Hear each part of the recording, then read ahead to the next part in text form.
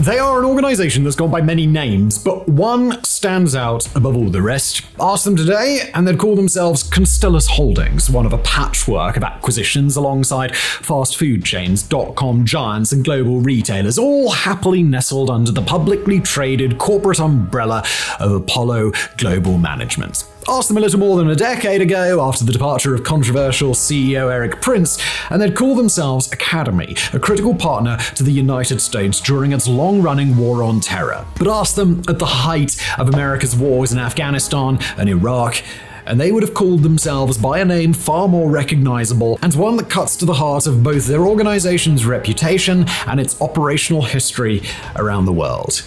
That name is Blackwater. But asking what this organization calls itself and asking what the organization actually is are two fundamentally different questions, and what this organization is, no matter what you call it, is a mercenary company. In fact, during its years in operation, the organization formerly known as Blackwater has been America's premier private military contractor, or PMC, a position that's earned the organization everything from acclaim by the United States government to condemnation as instruments of American violent interventionism around the world. So today on Warographics, we're going to take a closer look at Constellis Holdings, at its complicated and often dark past as Blackwater, as well as its convoluted evolution in the years since, and the role that it still plays today all across the world.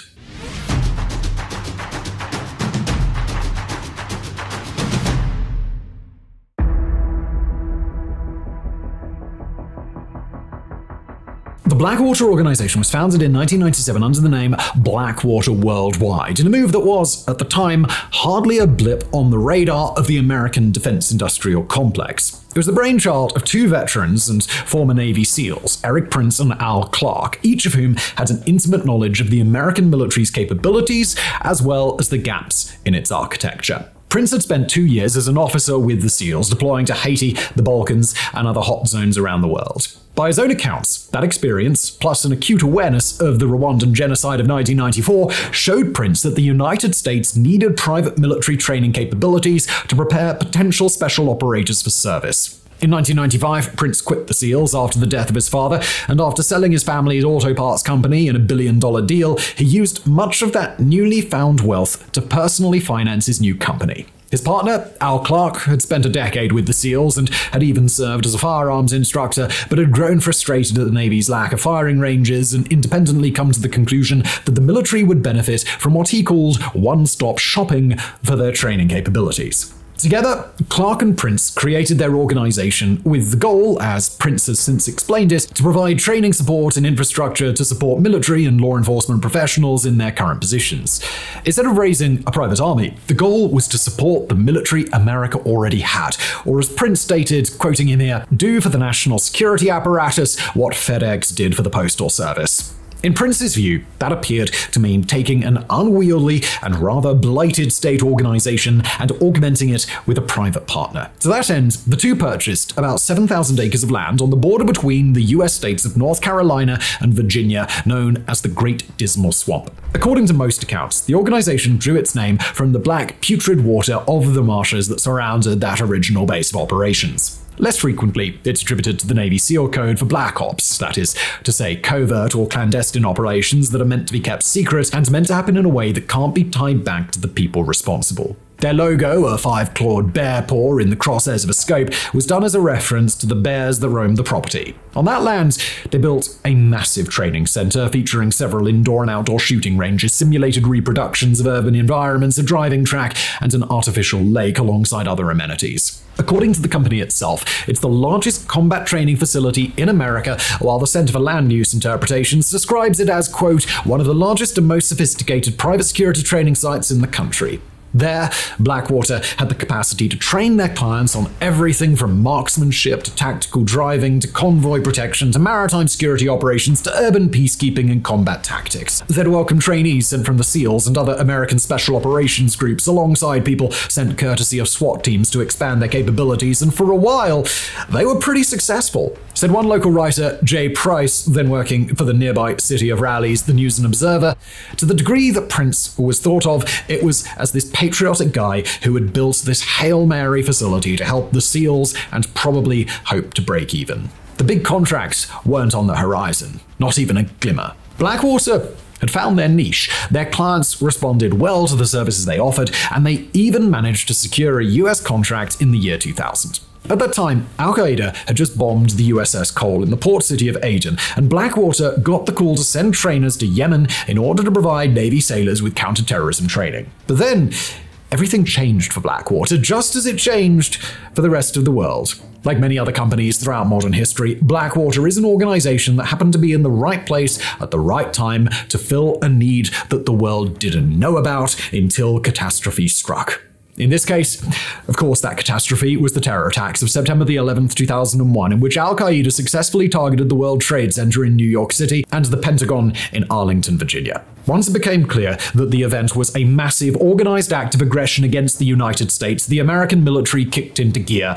But in a practical sense, the need for major, unplanned military response meant that the United States had no time or advance notice to shift onto a war footing. America needed to fill the gaps quickly, and Blackwater is going to figure massively into their solution.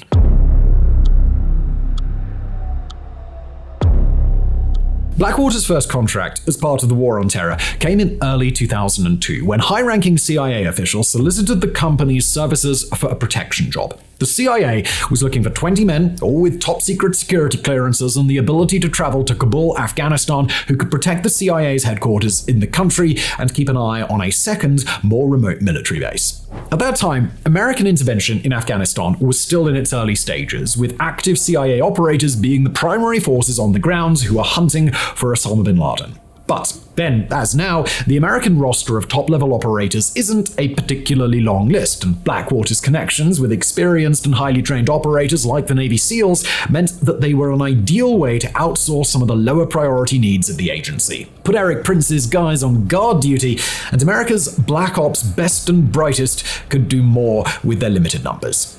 For an initial 6-month contract, in exchange for over $5 million, Prince personally led his team to Afghanistan.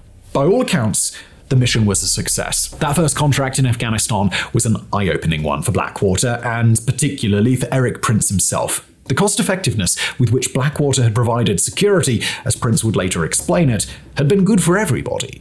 The individual men on the mission had made some very impressive earnings, with daily wages equivalent to nearly $1,000 in today's money, but for the United States, the price of their services wouldn't have even made for a noticeable rounding error in the budget. Over the coming months, Blackwater began hiring and restructuring itself to provide private security to the United States at a much larger scale, all the while picking up more individual contracts for which the organization rarely suffered competitors.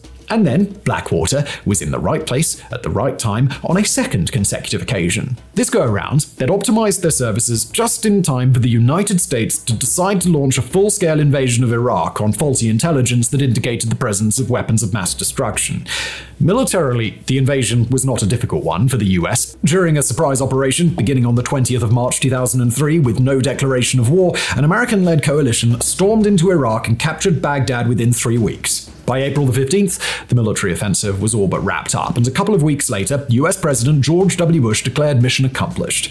Of course, anybody with even the most cursory awareness of how the Iraq War went knows that the mission was, in fact, not accomplished, and before long, America was dealing with a full-blown insurgency. That was going to be a particularly massive problem, because now the US had pivoted toward the long, hard slog of rebuilding. American diplomats, intelligence officers, humanitarians, and more were all pouring into Iraq just as the American government was realizing that much of the Iraqi population really didn't want them there. To address that problem, Blackwater conferred 3 particularly helpful advantages to the US government when compared to the prospect of using its own troops for protection duties. First, it allowed the US to save their well-trained personnel for other more important and high-risk missions where their manpower was badly needed. Second, it provided a means to put more boots on the ground in Iraq and for more dangerous purposes without the US military having to actively send the American taxpayers' sons and daughters into particularly dangerous assignments. And third, it meant that if an operation went sideways, whether by killing Blackwater contractors, leading to the deaths of American VIPs, or having personnel act out some not-so-acceptable animosity toward local Iraqis, then it would be Blackwater, and not America itself, who would take the blame. Blackwater made its entrance to Iraq in the fall of 2003 when it was awarded a nearly $28 million contract to protect one Paul Bremer. A longtime member of the US Foreign Service who'd cut his teeth as a prominent wingman to Henry Kissinger, Bremer had been appointed as the leader of the Coalition Provisional Authority, the organization that the US had set up to basically run Iraq for a while. In that post, Bremer had the authority to rule by decree, exercise control over an Iraqi interim governing council, and write whatever conditions he wanted into the new Iraqi constitution. All of that meant that Bremer had a massive target on his back now that there was a full-blown insurgency running amok through the country. Blackwater were the ones to provide a large security detachment around Bremer, relying on multiple helicopters and a highly visible contingent of very well-armed, very scary-looking American gunmen to deter any attempts on Bremer's life. They would oversee Bremer's security up until the end of June 2004, when Bremer finished up his work and left Iraq in the hands of an interim government. Days later, Blackwater would receive its biggest military contract yet for nearly $500 million in exchange for offering protection for US State Department diplomats in Iraq, Afghanistan, and other nations. During those same years, Blackwater would be called upon to guard American military installations in Iraq and provide training for the new US-backed Iraqi security forces. Blackwater would start picking up duties organizing and protecting convoys, providing supplemental assistance to train Americans on the ground, and guarding a wide range of civilian VIPs. They even had the resources to start running aerial surveillance operations. During Hurricane Katrina, Blackwater would dispatch a contingent of several hundred employees to the American South, largely to guard the wealthier inhabitants of New Orleans from what was, at the time, portrayed as a lawless environment in the wake of the disaster. Wrote Jamie Wilson for The Guardian, quoting, "Hundreds of mercenaries have descended on New Orleans to guard the property of the city's millionaires from looters. The heavily armed men, employed by private military companies including Blackwater and ISI, are part of the militarization of a city which had a reputation for being one of the most relaxed and easygoing in America." The quote ends. Blackwater would work alongside other American and Israeli mercenaries at that time, guarding points and properties of interest, while a smaller detachment from the group assisted directly in rescue efforts. But by the time Blackwater forces deployed to assist in the aftermath of Hurricane Katrina, the organization had already been caught up in the first of many incidents that would later come back to haunt it. The first such incident was one that prompted outrage at the time, not against Blackwater contractors, but to avenge them. In an incident on March 31st, 2004, a Blackwater convoy conducting a food delivery in the Iraqi city of Fallujah was attacked by insurgent forces. The 4 Blackwater contractors operating the convoy, Scott Halvenston, Jerry Zovko, Wesley Batalona, and Mike Teague, were killed, and their corpses were beaten, desecrated, burned, dragged through city streets, and eventually hung on a bridge over the Euphrates River. The attack was a shock to the United States, one that the US military would ultimately avenge during the Second Battle of Fallujah, which, by the way, we've published a separate episode on if you'd like to learn more about that. But according to the families of the victims, after the fact, the Blackwater employees had been ill-prepared to lead the convoy that day. According to legal testimony from a former Navy SEAL who'd known one of the killed contractors, former SEAL Scott Halvenston, quite well, people receiving training through Blackwater were trained largely to operate armored vehicles, not the unarmored vehicles the contractors had been given in Fallujah. They'd been promised semi-automatic rifles, belt-fed machine guns, and time to gather intelligence and prepare their convoy routes in Iraq, but when they arrived, the weapons were nowhere to be found, and their manager pushed them to run their convoy routes without adequate preparation. Finally, the men on the convoy had expected to have 3 operators per vehicle. Instead, there were only 2, meaning that nobody had been watching the rear of each vehicle. A congressional investigation found in 2007 that Blackwater had sent the convoy into an insurgent stronghold unprepared and was directly responsible for not only their violent deaths, but for creating the conditions in which not 1, but 2 battles for Fallujah became unavoidable, all the while insisting its contractors were trained and ready to work. Blackwater blasted the report after the fact, but by then Blackwater's track record was far worse than it had been at the time the 4 contractors were killed.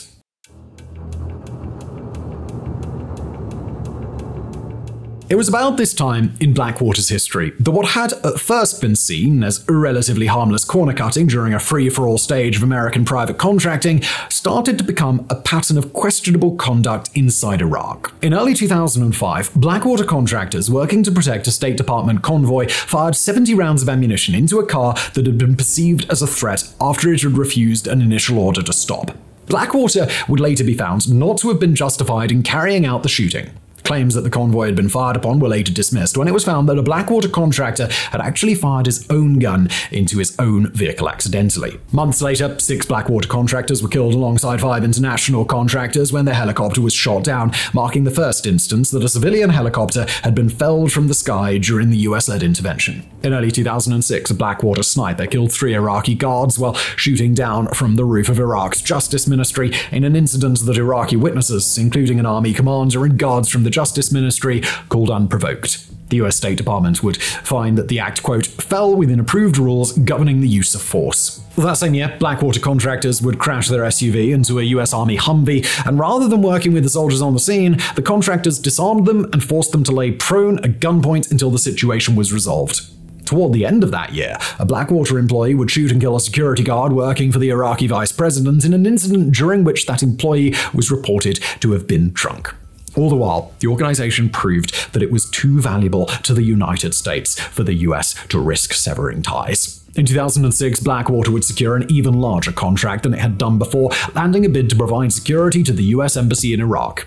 At that time, Iraq hosted the largest American embassy in the world, making it a massive target for insurgents at a time that American reconstruction efforts were at a high point and when anywhere from 20,000 to 100,000 military contractors were believed to be at work in the country, although no official figures have ever been established. At the embassy and their other high-profile guard postings, Blackwater employees would frequently fire on the Iraqi population, including many instances in which Iraqi drivers at Blackwater checkpoints didn't comply quickly with Blackwater orders.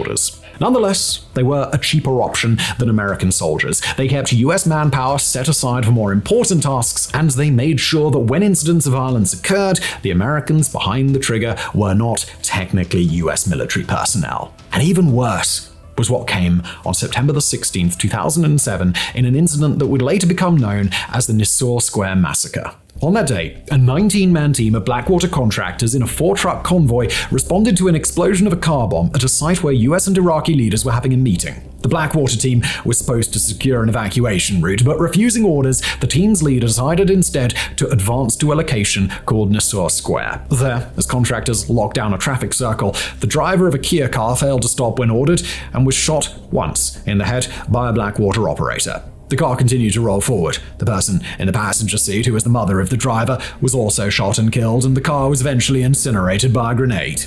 Although accounts of the incident vary sharply, according to Iraq versus the US State Department, 15 additional Iraqis were killed in the incident, with an FBI investigation after the fact establishing that a minimum of 14 of them had been shot without cause. It was a catastrophic event, roundly condemned as a massacre carried out by US mercenaries, and it would eventually lead not just to retaliatory action against Blackwater, but to a series of decisions that would see the US pull up stakes in Iraq years later. 5 Blackwater contractors would be convicted of serious crimes, including first-degree murder for 1 and 14 counts of voluntary manslaughter by 3 others, although the 4 who faced the most serious charges would be granted full presidential pardons by Donald Trump in the year 2020. And even the Nisour Square massacre wasn't the full extent of the abuses that Blackwater was accused of, even just in the year 2007 alone. Also in that year, Blackwater would be investigated for smuggling weapons into Iraq, with those weapons then alleged to have passed into the hands of a US-designated terrorist organization through the black market.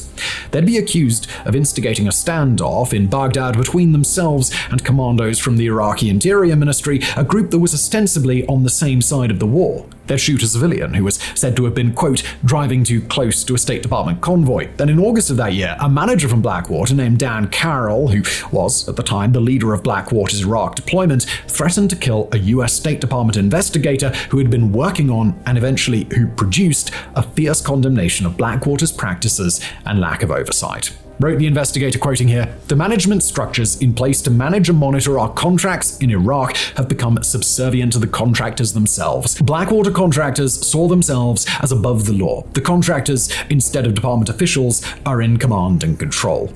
The quote ends. In describing the incident in which the investigator was threatened, the report reads that Carroll stated, quote, that he could kill me at that very moment and no one could or would do anything about it as we were in Iraq.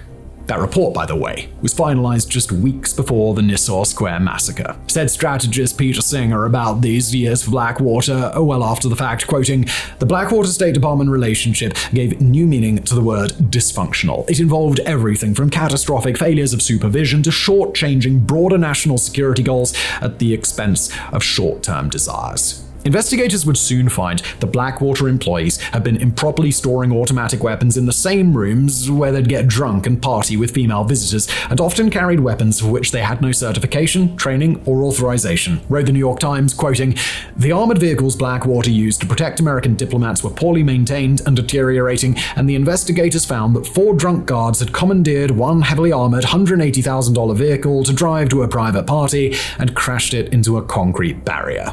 Blackwater was also overbilling the State Department by manipulating its personnel records, using guards assigned to the State Department contract for other work, and falsifying other staffing data on the contract, the investigators concluded.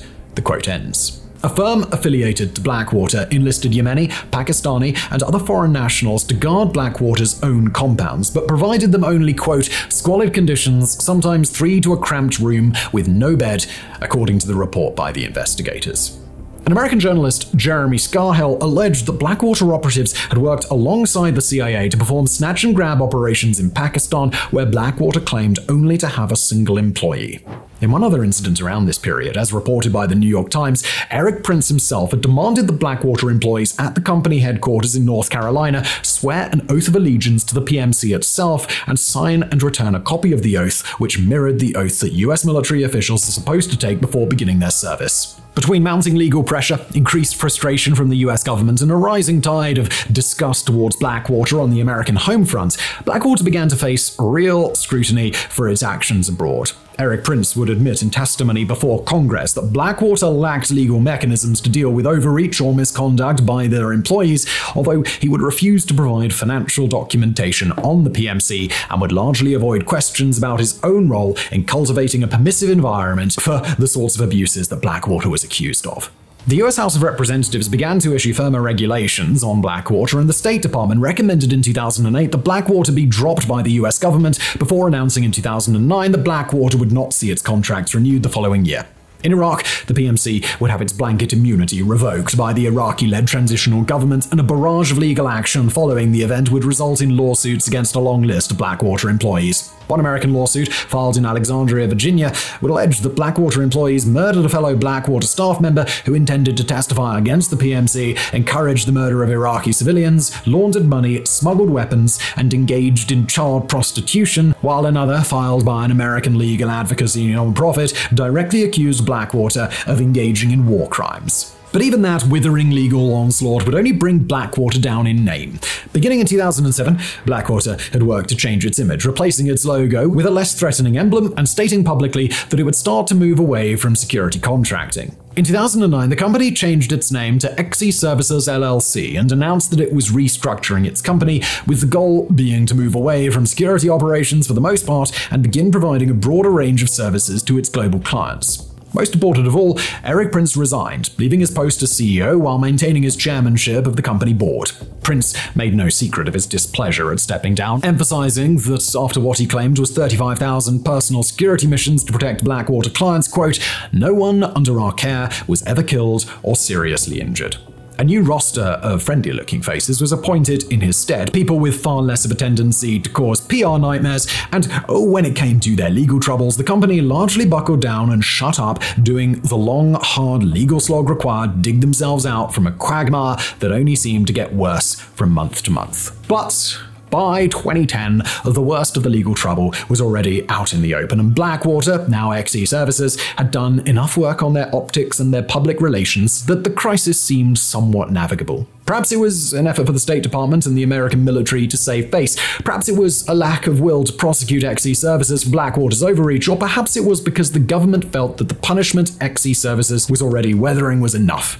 Regardless of the precise reason, though, XE Services would not be shut down, and the bulk of their employees under Blackwater would either remain on staff or leave of their own volition. Partway through 2010, XE Services went through another change, being purchased by a group of investors called Constellis Holdings, and Eric Prince fully left his leadership position in the company. A new board was assembled, including reputable figures from the US like former Attorney General John Ashcroft, former Vice Presidential Chief of Staff Jack Quinn, and former Director of the National Security Agency Bobby Ray Inman. A new team was put atop the organization's operational structure, and by 2011, the transformation was complete. Blackwater's newest new name would be Academy, and with the pain and hardship of Iraq now a relic of the past, the organization set out toward the future.